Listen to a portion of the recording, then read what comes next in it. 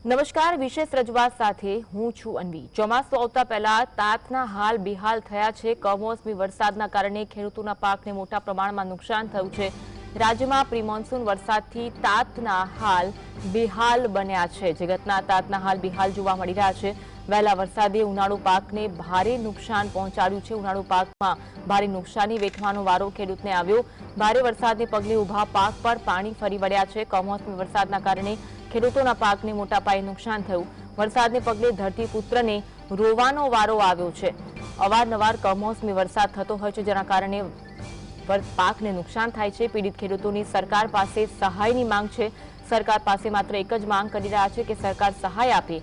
મગ, બાજરી, ડાંગર, તલ સહિતના પાકોને નુકસાન પહોંચ્યું હોવાનું ખેડૂતો કહી રહ્યા છે।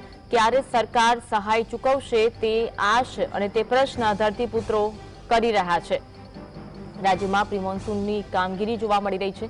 ગુજરાતના વિવિધ વિસ્તારોમાં કમોસમી વરસાદે વિનાશ વેર્યો હોય તેવા દ્રશ્યો। વરસાદના કારણે ખેતી પાકમાં ભારે નુકસાન થયું છે। ખેડૂતોના મોંએ આવેલો કોળિયો છીનવાયો હોય તેવા પરિસ્થિતિ ખેડૂતોની જોવા મળી રહી છે। તો આ સાથે સાથે કવાંટ તાલુકાના પાનવાડ પંથકમાં ખેતીના પાકને વ્યાપક પ્રમાણમાં નુકસાન થયું છે। અનેક પાકોને નુકસાન થયું। મગ, અડદ, મગફળી, બાજરી અને તલના પાકને ભારે નુકસાન થયું છે, જેના કારણે ખેડૂતોને રોવાનો વારો આવ્યો। નવસારી જિલ્લામાં વરસાદે આંબાવાડીને ભારે નુકસાન પહોંચાડ્યું હોવાની પરિસ્થિતિ જોવા મળી રહી છે। વાવાઝોડા અને વરસાદે આંબાના પાકને પણ નષ્ટ કરી નાખ્યો છે, જેના કારણે 50 થી 80% કેરીઓ ઝાડ પરથી ખડી પડી હોય તેવી પરિસ્થિતિ જોવા મળી રહી છે। આનાથી ખેડૂતોને લાખો રૂપિયાનું નુકસાન થયું છે। નુકસાની સહન કરવાનો વારો ખેડૂતોનો આવ્યો। આંબાની સાથે ડાંગરના પાકને પણ વ્યાપક નુકસાન થયું છે। ખેડૂતો, વેપારીઓ સરકાર પાસે એક જ માંગ કરી રહ્યા છે કે સરકાર સહાય ચૂકવે, વળતર આપે તેવી માંગ ખેડૂતો દ્વારા કરવામાં આવી રહી છે।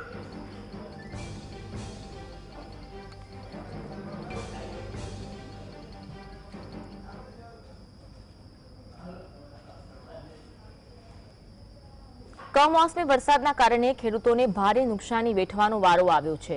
ઉનાળુ સિઝનમાં ખેડૂતોએ અનેક પાક વાવ્યા હતા। ખાસ કરી અનાજ જે વાવ્યું હતું તેને મોટા પાયે નુકસાન થયું છે, જેના કારણે ખેડૂતોને મોંમાં આવેલો કોળિયો છીનવાઈ ગયો હોય તેવી પરિસ્થિતિ છે। ન માત્ર ચોમાસામાં પરંતુ હવે તો દરેક સિઝનમાં કમોસમી વરસાદ પડે છે, માવઠું થાય છે, જેના કારણે ખેડૂતોના પાકને નુકસાન થતું હોય છે। અવારનવાર ખેડૂતો સરકાર પાસે સહાયની માંગ કરતા હોય છે, પરંતુ સરકાર સહાયના નામે ખેડૂતો સાથે ક્યાંક દગો કરતી હોય તેવી પણ પરિસ્થિતિ જોવા મળતી હોય છે।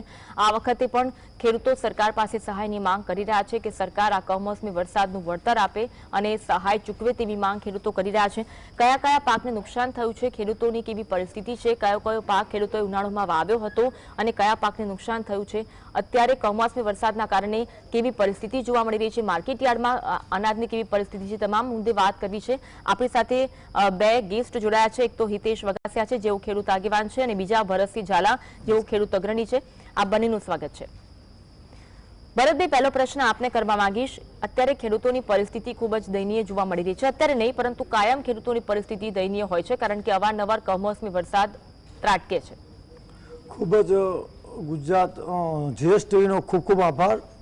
દર અઠવાડિયામાં 3 વખતથી વધારે ગુજરાતના ખેડૂતોની સમસ્યાનો ઉકેલ લાવવા અવિરત કામ કરી રહ્યા છો એ બદલ આજે ખૂબ દુઃખ અને લોહીના આંસુ સાથે જણાવું છું કે મેં નજરે જોયેલું છે।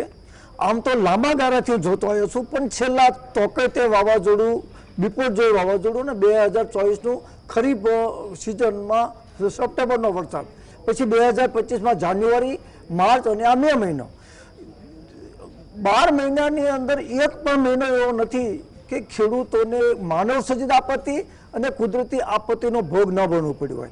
અને જ્યારે જ્યારે આપત્તિ આવશે એટલે મંત્રીમંડળની બેઠક આવશે અને કૃષિ મંત્રી શ્રી રાઘવજી પટેલ સર્વેના આદેશ આપશે અને ત્યાં સુધીમાં ખરીફ સિઝન આવી જશે। ખરીફ સિઝનમાં પાછું ફરીથી ઓગસ્ટ, સપ્ટેમ્બર, ઓક્ટોબરમાં આના હાલત એમ કરતાં 2026 આવશે। અમે સ્પષ્ટપણે થોડા દિવસ આમાં તો અમારી રજૂઆત કાયમ હોય છે, પણ છેલ્લા 10 દિવસ પહેલાં જ અમે માનનીય મુખ્યમંત્રીશ્રીને અને રાઘવજી પટેલ સાથે રૂબરૂ મુલાકાત કરી હતી કે સરકાર તાત્કાલિક અસરથી ગુજરાતનો એક પણ ખેડૂત કે એક પણ સર્વે નંબર એવો નથી કે નુકસાનીનો ભોગ ન બન્યો, એવામાં જૂન મહિનાની 2જી તારીખ સુધીમાં તમામ ખેડૂતોને ટોટલી એગ્રીકલ્ચર ખર્ચ, ટોટલી ખેતી ખર્ચ સરકાર આપે તો જ ખેડૂતો ટકી શકશે. અને હાલની પરિસ્થિતિમાં જે નવસારીના દ્રશ્યો તમે બતાવ્યા, સુરતના દ્રશ્યો બતાવ્યા, અગાઉ જુનાગઢ અને મહુવામાં આંબાના દ્રશ્યો બગાડ્યા, ડુંગળીનો પાક નિષ્ફળ થયો, ડુંગળીના ભાવ નથી. આ તમામ સમસ્યાને જોતા પહેલી જ વસ્તુ એ કે અત્યારે હાલમાં જ્યાં નુકસાન થયું છે ત્યાં સર્વે કરવાનો કોઈ સવાલ નથી. જે ઉનાળુ સિઝનમાં જે પણ નુકસાન થયું છે ને એકચ્યુઅલ એના ખાતામાં લમસમ પૈસા આપી દો. બીજી વસ્તુ એ છે કે ભલે સંપૂર્ણ દેવા તમે નાબૂદ ન કરો, પણ 53 લાખ ખેડૂતોને 1 વીઘાના 15,000 લેખે 2 જુલાઈ સુધીમાં 53 લાખ ખેડૂતોના ખાતામાં આજથી જ પૈસા નાખવાનું તમે ચાલુ કરી દો. એકાદો પ્રોજેક્ટ 80,000 કરોડ, 1,00,000 કરોડ, 40,000 કરોડ, 45,000 કરોડ જે વિકાસના નામે સરકાર આપે છે એનો અમે વિરોધ નથી કરતા, પણ એકાદું લટકતું ગાજર બંધ કરો અને એક જ ગાજર આપો કે ગુજરાતના તમામ ખેડૂતોને સરકાર તરફથી ઉત્પાદન ખર્ચ આપવામાં આવશે, વાવણી ખર્ચ આપશે સરકાર અને ઉત્પાદન લેશે ખેડૂત. એવું નરેન્દ્રભાઈ મોદી પાસે બોલાવવાની જરૂર હતી. હવે ભૂપેન્દ્રભાઈ પટેલે આજે બોલવાની જરૂર છે. અત્યારે મંત્રીમંડળની બેઠક પૂરી થઈ છે, એમાં સ્પષ્ટપણે મીડિયાના માધ્યમથી ખેડૂતની સરકાર હોવાનું તો સરકાર કહી રહી છે કે સરકાર તો વર્ષોથી કઈ સરકાર ખેડૂતોની નથી. ગોંડલના મહારાજા ભગવતસિંહ એક જ હતી કે સરકાર ખેડૂતો મારા સોનાના ઝાડ છે. ભાવનગરના મહારાજા કૃષ્ણકુમારસિંહ એક જ હતા કે ખેડૂતોના બળદ ચોરાઈ ગયા તો એને પૈસા આપતા હતા. આ સરકાર કે પહેલી સરકાર મૂડીવાદીઓની સરકાર છે અને મૂડીવાદી સમાજ વ્યવસ્થામાં શ્રમજીવીઓ અને ખેડૂતોને કદાપી ન્યાય ન મળે એ વ્યવસ્થાને સમજવાની જરૂર છે.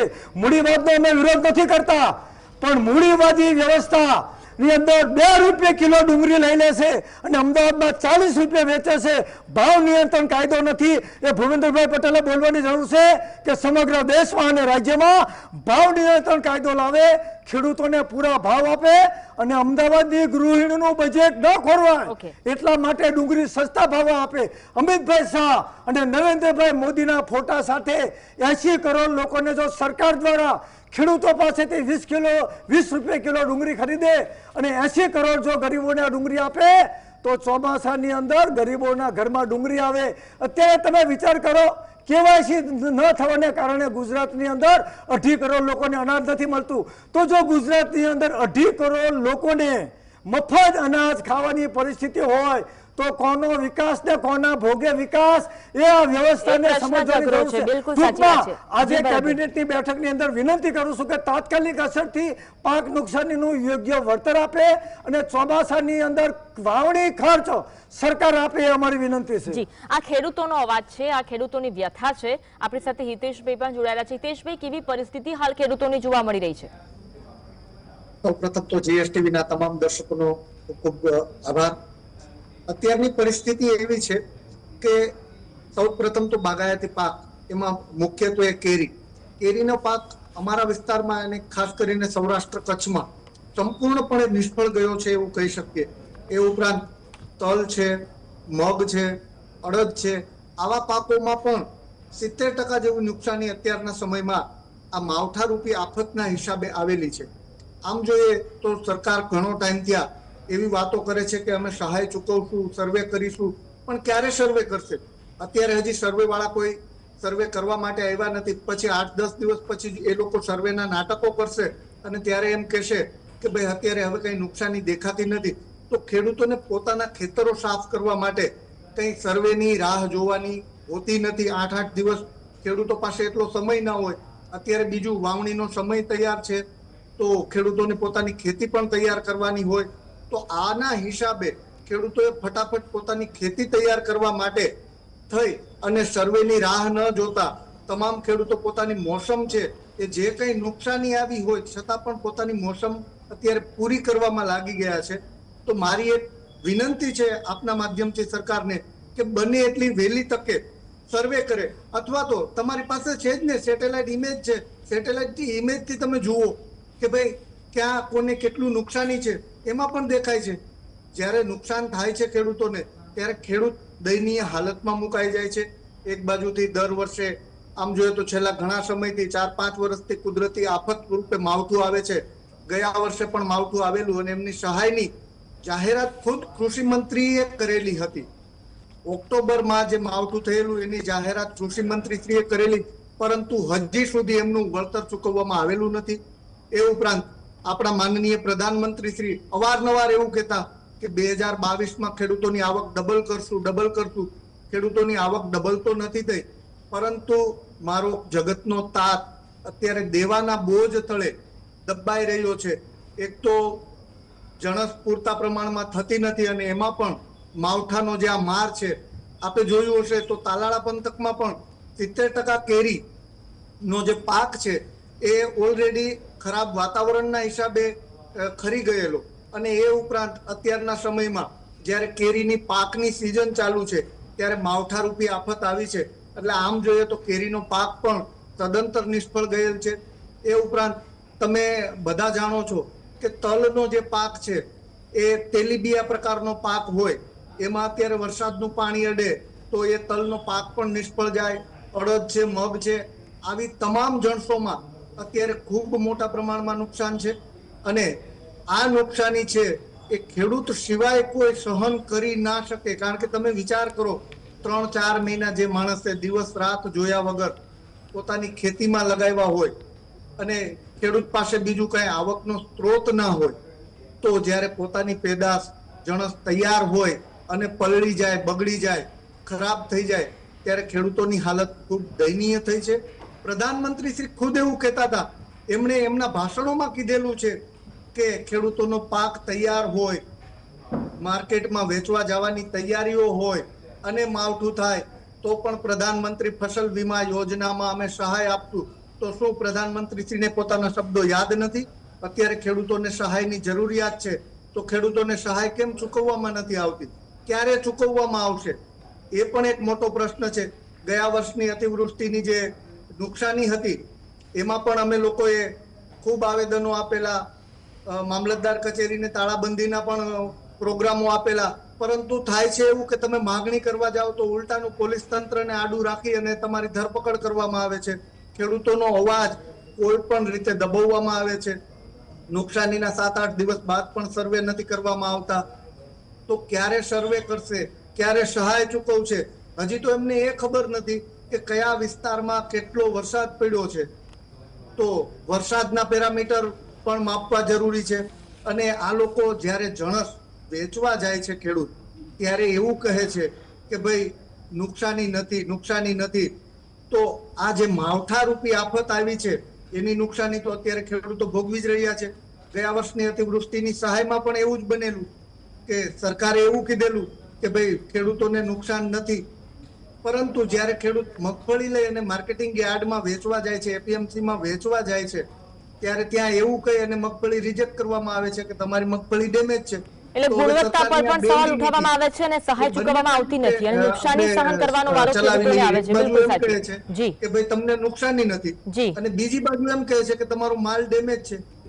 જી જી બિલકુલ. આવી નીતિઓના હિસાબે મારો જગતનો તાત, મારો ખેડૂત અત્યારે દુખી છે.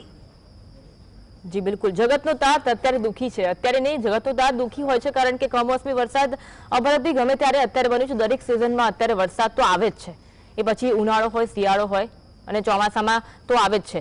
ચોમાસામાં પણ ક્યાંક વધારે વરસાદ પડે, ઓછો વરસાદ પડે તો પણ ખેડૂતોને નુકસાન છે. પાછોતરો વરસાદ પણ કેટલો ખેડૂતોને નુકસાનકારક છે. આ સાથે વિકાસ પર પણ ઘણા બધા સવાલ ઉઠી રહ્યા છે. સરકાર વિકાસની વાતો કરે છે ભરતભાઈ, પરંતુ ખરેખર ખેડૂતોનો વિકાસ થયો છે ખરો? કુદરતી વ્યવસ્થાપન મંડળને ખ્યાલ જ છે કે નેચરલી જે વાતાવરણમાં બદલાવ આવ્યાઓને કારણે ઠંડી, ગરમી અને વરસાદની અનિયમિતતા છે. આવા સંજોગોમાં નેશનલ કેલેમિટી કમિટી અને તમામ સરકારોએ સાથે મળીને ટોટલ દર વર્ષે જે બજેટમાં જોગવાઈ કરવાની હોય છે કે ટોટલ બજેટના અમુક ટકા રકમ નેચરલ નુકસાન થાય ત્યારે આટલું વળતર આપવામાં આવે. આજે દુઃખ સાથે કહેવામાં આવશે, લગભગ ઘણા વર્ષોથી આ પરિસ્થિતિ થાય છે. રાજ્ય સરકાર, કેન્દ્ર સરકાર અને નીતિ આયોગ એ તમામને ખબર છે. આજે તમે કાલે જોયા કે પ્રધાનમંત્રીશ્રીએ ઉદ્ઘાટન કર્યા, હજી ઉદ્ઘાટનો કરશે અને એક પણ પેકેજ નાનું છે જ નહીં. 4,000 કરોડ, 80,000 કરોડ, 9 લાખ કરોડ શી ખબર ભગવાન જાણે આ પૈસો ક્યાંથી આવે છે. પરંતુ મારું કહેવાનું એવું છે, માત્ર 1 લાખ કરોડ રૂપિયા ગુજરાતને જરૂર છે. 1 લાખ કરોડ રૂપિયા 53 લાખ ખેડૂતોને તમે સરખા ભાગે વેચી આપો એટલે 2025નો પ્રશ્ન તમારો સોલ્વ થઈ જશે. તો એ આપણે મોટામાં મોટી ગ્રામ પંચાયતનો ચૂંટાયેલો સરપંચથી માંડી અને રાજ્યસભામાં બેઠેલો સભ્યો કે વડાપ્રધાન શ્રી એની મોઢામાં મગ ભરાઈ ગયા છે કે કોઈ દી મને વાત કરો કે ચૂંટણી પહેલા આ દેશનો ચૂંટાયેલો પ્રતિનિધિ કદાપી ખેડૂત માટે બોલ્યો હોય, એવો ખેડૂત સાથે સંકળાયેલો જે ભાગ્યો મજૂર છે એના માટે કોઈ બોલ્યું હોય, પશુપાલકો આજે ગુજરાતની અંદર લગભગ 23 લાખથી વધારે ગાયો ભેંસોની સંખ્યા છે. એની સામે દૂધ એમને 1 લીટરના 100 રૂપિયા મળવા જોઈએ, એના બદલે ખુલ્લે આમ ડેરીઓ વાળા લૂંટ કરે છે. એની સામે કોઈ બોલતું નથી. લઘુત્તમ વેતનનું અમલીકરણ થતું નથી, એની સામે બોલતું નથી. અને લઘુત્તમ ટેકાના ભાવ એમએસપી સ્વામીનાથનને ભારત રત્ન એવોર્ડ આપ્યો, કારણ કે સ્વામીનાથનને કમિશનમાં કીધું હતું કે મોંઘવારી અને ફુગાવાના આધારે અત્યારે જે સરકારે ટેકાના ભાવ રજૂ કર્યા એ ખેડૂતોને કૂવામાં ધક્કા દેવાના ભાવ છે. હાલની પરિસ્થિતિમાં ડાંગરના 1000 રૂપિયા 20 કિલોનો હોવો જોઈએ, ઘઉંના 2500 રૂપિયા 20 કિલોનો હોવો જોઈએ, કપાસના 3500 રૂપિયા 20 કિલોનો હોવો જોઈએ, મગફળીના 3520 કિલો. અગાઉના જમાનામાં સોનું, કપાસ, મગફળીનો સરખો ભાગ હતો. બીજી વસ્તુ તમને કહી દઉં કે સરકારી બાબુઓનો પગાર અને ગામમાં જે હાથીપણું કરતો હતો પગાર એનો સરખો પગાર હતો. અમારા ગામના દવે દાદા શિક્ષક હતા, એનો વાર્ષિક એનો મહિને 60 રૂપિયા પગાર હતો. અને અમારા ખેતરમાં પોપટ પટેલ હાથી હતા, એનો પગાર એના કરતાં વધારે હતો. તેમ છતાં એ પોપટ પટેલને અમે એના ગાયોનું ખર્ચ અમે ભોગવતા હતા, એના છોકરાનો ખર્ચ અને ખરામાંથી બાજરો આવે એ પણ મફત આપતા હતા. તો અત્યારની વ્યવસ્થા સારી કે એ વખતની વ્યવસ્થા સારી? અત્યારે શિક્ષકનો પગાર લાખ રૂપિયા થઈ ગયો અને ગામડામાં હાથીપણું કરે છે એનો પગાર શું? બીજી વસ્તુ કે ખેડૂતો ખેત ઉત્પાદનનો ખર્ચો ખેડૂત કરે છે અને મજૂરોને સીધો ભાગ આપે છે. તો ખેડૂતો રોજગારી પણ આપે છે, એના પરિવારનું ભરણ પોષણ કરે છે અને સાથે સાથે દુનિયાનો કહેવાય 80 કરોડ લોકોને, જો નરેન્દ્રભાઈ મોદી કહે છે કે 80 કરોડ લોકોને 5 કિલો અનાજ મફત આપે છે. જો ખેડૂતો અનાજ નહીં પકવે તો આ દેશની શું પરિસ્થિતિ થશે? એટલે વિકાસ, ગરીબી, ખેડૂતો સમજીને આ બધાને જોતા આજે મને ભગતસિંહ યાદ આવશે. ભગતસિંહને જજે કીધું કે વોટ મિલિંગ ડેમોક્રેસી, કે ડેમોક્રેસી એટલે શું? ત્યારે ભગતસિંહે કીધું હતું કે અમે દેશના 28 કરોડ લોકો એક હાથ ઊંચો કરીને મુઠ્ઠી મારવીને તોય અંગ્રેજોને ભોં ભેગા કરી દેવી, પણ માત્ર તમને હટાવાય નથી. આ દેશના આર્થિક સંસાધનનો હિસ્સો દેશના ખેડૂતો, મજૂરો અને શ્રમજીવીઓના હાથમાં આવે અને શ્રમજીવીઓના હાથમાં રાજ સત્તા હોવી જોઈએ. એના બદલે આ દેશનો ખેડૂત રાજ સત્તા તો નથી માગી શકતો, પણ રાખો ખેડૂત એના ઉત્પાદનના ભાવ નથી માગી શકતો. પાક નુકસાનીનું વળતર લેવા માટે તાલુકા પંચાયત નથી જઈ શકતો, ગાંધીનગર નથી જઈ શકતો. એના કારણે દેશના અને રાજ્યના ખેડૂતોએ શ્રમ કરશે અને એનું મૂલ્ય કોઈ દી મળવાનું નથી. જ્યાં સુધી નૈતિક મૂલ્યો સાથે બહાર નહીં આવે ત્યાં સુધી હું અને તમે ગમે એટલી નૈતિક મૂલ્યો સાથે કામ કરવી આપણને કોઈની બીક નથી. પરંતુ સાચા અર્થમાં જે પીડિત છે એ એક ગામનો એક ખેડૂત બહાર આવે તો 18,000 ગામના 18,000 ખેડૂતો આવી જાઓ. ચાલો 31 મે ખેડૂતોના દેવા નાબૂદ કરો, પાક નુકસાનીનું વળતર આપો, ટોટલ બજેટના 50% બજેટ રકમ. નરેન્દ્રભાઈ મોદીનું સ્વાગત કર્યું આપણે બધાએ, એ સ્વાગત વાળા બધા આવી જાઓ ગાંધીનગર 1 તારીખે. ચાલો અમે આગેવાની લઈશું, પણ છાંડે બળબડવાનું, વોટ્સઅપમાં બોલવાનું. પણ મરદનો દીકરો કોઈ બહાર આવ્યો નથી કહેતો કે અમને ઉત્પાદનના પૂરા ભાવ આપો. એ વ્યવસ્થા કરવાની જરૂર છે. બિલકુલ. એટલે દેશમાં અત્યારે અસમાનતા પણ એટલી જ છે. હિતેશભાઈ, જેમ આપણે ભરતભાઈને સાંભળ્યા તેમણે કહ્યું કે અસમાનતા વધારે છે, લોકોને જે વળતર મળવું જોઈએ તે મળતું નથી, જેના કારણે અસમાનતા વધી છે. વિકાસની વાતો છે તે પણ વિકાસ શિલાન્યાસ ખાતમુહૂર્ત થાય છે, પરંતુ જે વર્ગનો વિકાસ થવો જોઈએ તે વિકાસ થતો નથી, ખાસ કરી ખેડૂતોનો. બિલકુલ આપની વાત સાચી છે, પરંતુ વિકાસ ક્યારે થાય કે જ્યારે સરકારની નીતિ અને નિયત સાચી હોય. હું તમને એક એક્ઝામ્પલ સાથે આપું કે સરકારની નીતિ અને નિયતમાં જ ખોટ છે. તાલાળા પંથક, વિસાવદર પંથક અને આજુબાજુના ગીરના પંથકમાં સૌથી વધારે કેસર કેરીનું ઉત્પાદન થતું હોય છે અને અત્યારે કેસર કેરીમાં આમ જોઈએ તો સૌથી વધારે નુકસાન પણ બાગાયતી પાકને થયેલું છે. હવે જો આ સરકારની નીતિ અને નિયત સચોટ હોય તો એમાં એક સિમ્પલ છે, સહાય ચૂકવવા માટેનો એક જે રોડમેપ છે એ સિમ્પલ છે કે ભાઈ કયા ખેડૂતને કેટલા વીઘામાં બગીચો છે, કેટલા વૃક્ષો વાવેલા છે અને એમાંથી ટોટલ કેટલી કેરીનું ઉત્પાદન થયેલ છે. એ કેરીનું ઉત્પાદન થયેલ છે એના આંકડા જો એમની પાસે, અને અત્યારે ગ્રામ પંચાયતમાં સરપંચો હોય છે, તલાટી મંત્રીઓ હોય છે, એ ઉપરાંત સર્વેવાળી ટીમ પણ હોય છે, ગ્રામ સેવક પણ હોય છે, આમને બધી માહિતી હોતી જ હોય છે. તો જો એમની નીતિ અને નિયત સાફ હોય તો કોને કેટલું ઉત્પાદન થયેલું છે એ આંકડા એમને તરત મળી જાય અને એની ઉપરથી ખ્યાલ આવી જાય કે ભાઈ આ ખેડૂતને હકીકતે નુકસાન થયેલું છે કે નહીં. એમાં સર્વેના નાટક કરવાની કઈ જરૂરિયાત નથી રહેતી. જે વેચાણ થાય છે એનું પાકા બિલમાં વેચાણ થાય અને જે ખેડૂતને નુકસાની થયેલ છે એમને ડાયરેક્ટ એમના ખાતામાં રૂપિયા ટ્રાન્સફર કરવામાં આવે. પરંતુ આ બધી વાતો છે એ નીતિ અને નિયતની છે. નીતિ અને નિયતની વાત કરવામાં આવે તો તેલંગાણા રાજ્ય છે. તેલંગાણા રાજ્યમાં આપણે કદાચ સાંભળ્યું હોય તો રાજ્ય સરકાર દ્વારા દર જૂન મહિનાના પહેલા અઠવાડિયામાં એકર દીઠ દરેક ખેડૂતોને 15,000 જેટલી સહાય ચૂકવવામાં આવે છે. શા માટે ચૂકવવામાં આવે છે? કે ખેડૂત છે એ આર્થિક રીતે પગભર થાય અને જ્યારે વાવણીનો અને વાવેતરનો સમય હોય તો ખેડૂતોને કઈ તકલીફ ના પડે, મુશ્કેલી ના પડે. તો જો ત્યાં કરી શકતા હોય તો અહીંયા શું કામ નથી કરી શકતા? બીજી વસ્તુ કે બીજા રાજ્યોમાં જ્યાં ચૂંટણી હારવાનો સરકારને ડર હોય છે, ભાજપને ડર હોય છે, ત્યાં ખેડૂતોના દેવા પણ માફ કરવાની જાહેરાતો કરે છે. તો ગુજરાતમાં કેમ નહીં? ગુજરાતમાં એટલા માટે નહીં કે અહીંયા એમને ડર નથી. 156 સીટો ઉપરાંત 5 સીટો મળેલી છે તો અત્યારે એમની પાસે 161+ ધારાસભ્યો છે. તો એમની આંખો નથી ખુલતી. એક પણ ધારાસભ્ય ખેડૂતોના મુદ્દે અત્યાર સુધીમાં વિધાનસભામાં કે કમોસમી વરસાદ કે માવઠાની સહાય બાબતે કોઈ રજૂઆત કરી હોય એવું પણ ધ્યાને નથી આવેલું. તમને કદાચ ખ્યાલ હોય તો આની પહેલા આનું જ્યારે કમોસમી વરસાદ થયો ત્યારે પણ મેં 161 રૂપિયા 161 ધારાસભ્યો જે ભાજપના છે એમને 1 રૂપિયો સહાય તરીકે મોકલેલો કે ભાઈ તમારી જો આ 1 રૂપિયો મળવાથી તમારી આંખો ખુલે તો પણ એક પણ ધારાસભ્ય અત્યાર સુધી બોલવામાં ખેડૂતો પ્રત્યે લાગણી હોય અને બોલે એવું ક્યાંય બન્યું નથી. કૃષિ મંત્રી જાહેરાત કરે તો કૃષિ મંત્રી જાહેરાત કર્યા પછી પણ જો ખેડૂતોને સહાય ન મળતી હોય તો પછી કૃષિ મંત્રી કે મુખ્યમંત્રીની જાહેરાતનો અર્થ શું છે? આનો ચોખ્ખો મતલબ એવો થાય છે કે લોકોને ગુમરાહ કરી અને ખેડૂતોને ક્યાંક ને ક્યાંક એમને ખ્યાલ છે કે ગુજરાતના ખેડૂતો અત્યારે હજી એવી પરિસ્થિતિમાં નથી કે એટલા સદ્ધર નથી કે એ સરકારની સામે અવાજ ઉઠાવી શકે. કારણ કે અત્યારે મોસમનો સમય છે.